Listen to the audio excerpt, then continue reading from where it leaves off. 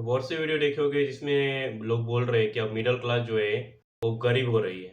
Reality तो पहली बात तो ये कि ज़्यादातर लोग जो खुद को मिडिल क्लास बोलते हैं वो मिडिल क्लास है ही नहीं, क्योंकि इंडिया में जो डेफिनेशन है मिडिल क्लास की वो बहुत ही ज़्यादा खिचड़ी की जैसी है। मतलब हर कोई आ जाता है यहाँ पे, वेज वाली भी खिचड़ी, नॉन वेज वाली भी खिचड़ी। तो कहना क्या चाहते हो, इसका मतलब ये है कि 30,000 रुपये कमाने वाला कोई व्यक्ति खुद को मिडिल क्लास बोल रहा है, 2 लाख कमाने वाला भी खुद को मिडिल क्लास बोल रहा है। मतलब देखो कितना बड़ा गैप है यहाँ पे। तो जो लोग गरीब हो रहे हैं, मतलब मान लो कि 50,000 वाला था, अब वो जाके 30 कमा रहा है और वो बोल रहा है मैं तो गरीब हो गया। लेकिन जो 30 वाला था, 25 वाला था, मान लो वो 30 कमा रहा है, वो तो खुद को मिडिल क्लास बोल रहा है। तो पहले तो ये डेफिनेशन सही करनी पड़ेगी। और ये डेफिनेशन में एक और चीज आती है, सिर्फ इनकम ही नहीं। देखो लोअर क्लास में क्या होता है कि जो व्यक्ति है जो कमा रहा है वो अकेला नहीं कमा रहा है। मतलब बाप कमा रहा है 40 कमा रहा है, बेटा 20 कमा रहा है, माता जी 15 कमा रही है, 1,000 रुपये महीना। तो ऐसे कर करके जो है उनके 2-3 बच्चे। तो ये जो है लोअर क्लास में मिडिल क्लास वाले जितना कमा रहे हैं, मान लो मिडिल क्लास वाला 2 लाख महीना कमा रहा है, लोअर क्लास वाला 1,75 कमा रहा है। यहाँ पे बात ये आती कि ये तो टैक्स में 10, 20, 15, 25 टैक्स में इनका वैसे ही जा रहा है, और अरमान बहुत ज़्यादा बड़ी है मिडिल क्लास में। क्योंकि यहाँ पे अरमान ऐसे कि बेस्ट एजुकेशन चिल्ड्रंस के लिए, बेस्ट घर, बेस्ट गाड़ी वगैरह वगैरह। लेकिन यहाँ पे लोअर क्लास में उतने बड़े अरमान नहीं होते। वहाँ पे उनके अरमान होते कि शादी हो जानी चाहिए, ठीक ठाक घर मिल जाए तो बढ़िया है। और इसी कारण से जो है इंडिया में अभी क्लास शिफ्टिंग हो रहा है। मतलब जो अमीर तो अमीर ही है, उसका तो क्वेश्चन ही, जो वो टॉप क्लास बोल लो, रिच क्लास बोल लो, वो तो वही है। मुकेश अंबानी तो अमीर ही है। ये जो मिडिल क्लास जो है वो लोअर क्लास बन रही है, और लोअर क्लास अपर क्लास बन रही है, मिडिल क्लास बन रही है, मिडिल अपर।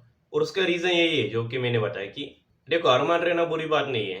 मैं खुद कहता हूँ कि अरमान रहना अच्छी बात है, लेकिन इट्स लाइक कि इनकम भी उतनी बढ़िया होनी चाहिए। फिर अगर अरमान इस लेवल पे है तो इनकम भी इसी लेवल पे आनी चाहिए, तभी वो अच्छे है। वरना अगर ज़्यादा ही खर्चा होता रहा तो मैच लगा लो, जो समुद्र का पानी भी अट जाता है।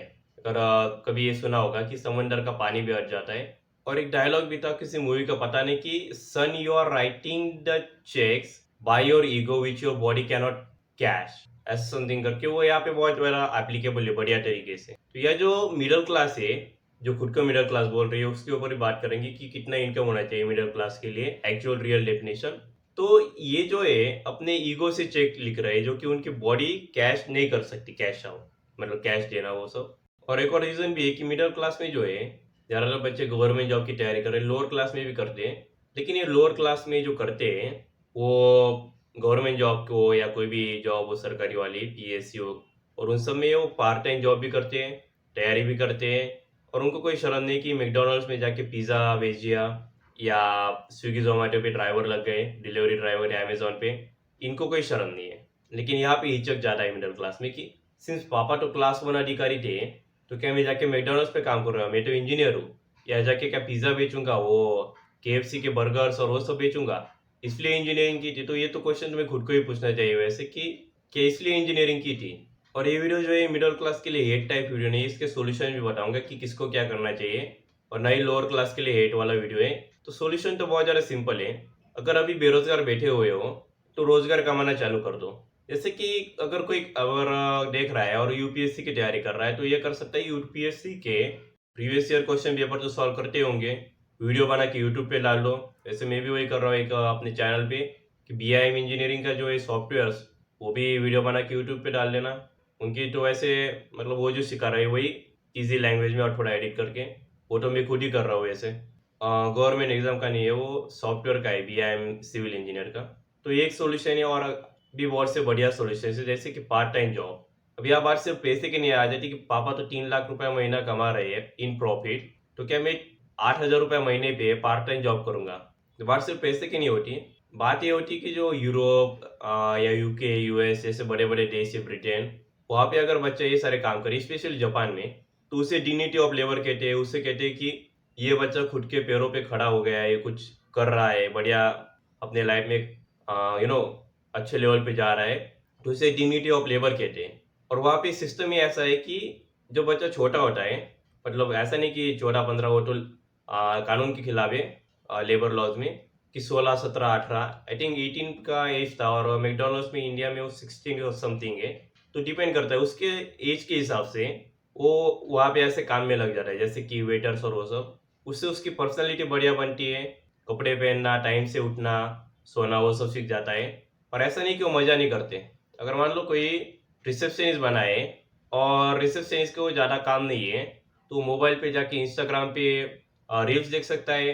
टीवी टीवी तो ऐसे ही वहाँ पे लगी होती है, तो मैचेस देख सकता है होटल में। तो वही काम कर रहा है, लेकिन या उसको पैसे मिल रहे हैं क्रिकेट मैच देखने के, या वो फुकट में कर रहा है। डिफरेंस इतना ही है। तो सोल्यूशन ये है कि कुछ कमाना चालू करो। तो कुछ भी कर रहे हो, यहाँ पे पूछोगे कि क्या करे, मैं बोलूँगा यूट्यूबर बन जाओ मेरे जैसा। तो बोले यूट्यूबर, अच्छा उसको तो मोनेटाइज होने में 1 साल लगता है, यूपीएससी क्रैक करने में तो 4 साल लगता है, यूट्यूब तो 2 साल में मोनेटाइज हो जाए, किसी से भी मोनेटाइज हो जाए। तो यूट्यूब तो बढ़िया हुआ यूपीएससी से। तो इस टाइप की थिंकिंग रखनी पड़ेगी कि खुद को पैसा कमाना है। क्योंकि पिछले वाले जमाने में अगर तुम 22 साल के बेरोजगार होते तो लोग तुम्हारे ऊपर ठू कर रहे होते। ये रियलिटी है। और ये तुम्हें एड्रेस इसलिए कर रहा हूँ क्योंकि पेरेंट्स, तो मुझे पता है अभी तक अगर कोई देख भी रहा होता तो क्लिक ऑफ कर चुका होता। उन्हें मतलब समझाना बहुत ज़्यादा डिफिकल्ट है। उनका ईगो जो है, कहते हैं ना कि your ego is bigger than your height, ऐसा एक बढ़िया सा टाइटल भी देखा था मैंने। वो उसी तरह की सिचुएशन का जैसा है। उनका जो ईगो है वो उनके हाइट से भी ज़्यादा है। और हाँ, अगर मान लो तुम्हारे पेरेंट्स तुम्हें अलाउ ही नहीं कर रहे कोई जॉब करने के लिए, पार्ट टाइम हो या फुल टाइम हो, और बोल रहे कि बेटा पढ़ाई पे ध्यान दे। मुझे भी बोलते थे और अभी भी बोलते हैं कि ये पढ़ाई हो जाने दे, फिर आगे कुछ देखेंगे। यार यार 4 साल की, मतलब 3 साल की इंजीनियर हो गई, 3 साल का डिप्लोमा हो गया, वो फर्स्ट स्टैंडर्ड के 10 साल हो गए, सीनियर केजी जूनियर केजी को दो, कुल मिला के कितने हो जाती है, 18 साल। और फिर ये बोल रहे कि एक और कोर्स कर ले, वो सॉफ्टवेयर कोडिंग का ये सब कर ले, और फिर देखेंगे कोई जॉब मिलती है, 2 साल और लगा दे। 2 साल वेस्ट भी हो गए तो भी कोई नहीं। यार ये जो ईगो है, ये मुझे पता है पिछले जनरेशन में ये ईगो क्यों है, वो भी बताता हूँ इसी वीडियो में। बता देते कि पिछली वाली जनरेशन थी, मतलब हमारे पेरेंट्स के पहले की, तुम्हारे ग्रैंडफादर, उनको खुश करना बहुत आसान था तुम्हारे पेरेंट्स के लिए।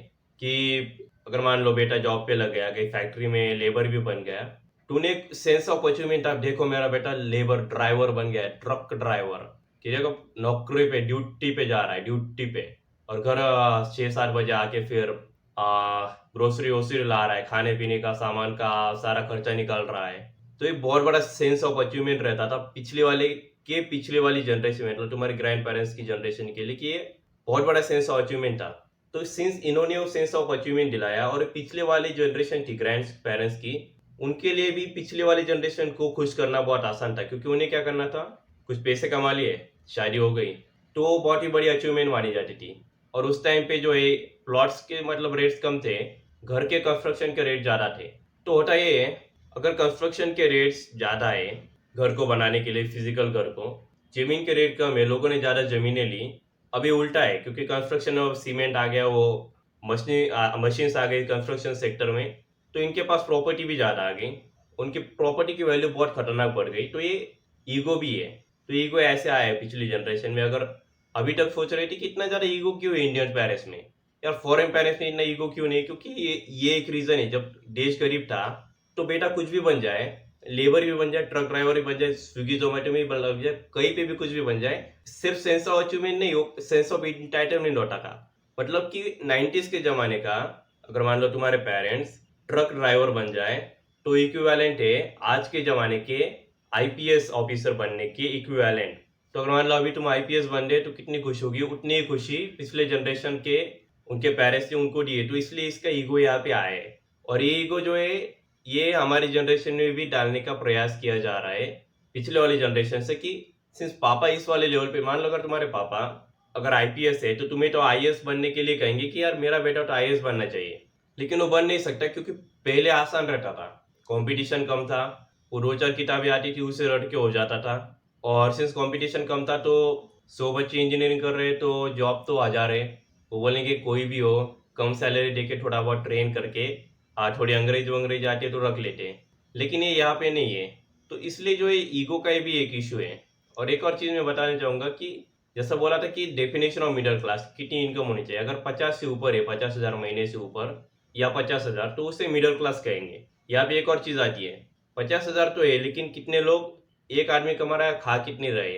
मान लो 4 लोगों का परिवार है, 2 बेटे, माँ बाप, और पापा कमा रहे हैं लेट्स से 3 लाख कमा रहे हैं, तो 4 से डिवाइड करोगे तो आंसर आता है 75,000 75,000, क्योंकि 50 से ऊपर है। लेकिन अगर मान लो 1,75,000 है, जो कि सुनने में लगता है अरे ये तो 50 से ऊपर आराम से आ जाएगा, लेकिन 4 लोग हैं, 3 तो कुछ कर नहीं रहे, एक के बेसिस पे ही है, तो 4 से डिवाइड करोगे कितना आंसर आता है? 43,750।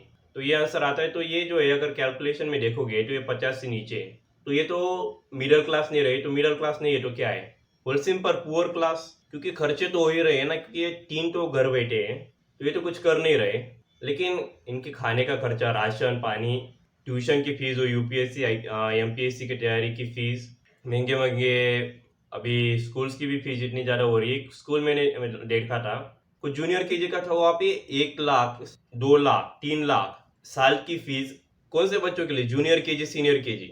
मुझे ये भी नहीं समझ में आता कि यार कौन सा एजुकेशन दोगे, कौन सा एजुकेशन? डायरेक्ट डॉक्टर बनाओगे क्या उसको, या साइंटिस्ट? और लोग देने के लिए तैयार है। तो इंडिया में एक चीज तो है कि कुछ भी बिकता है, बेचने वाला चाहिए।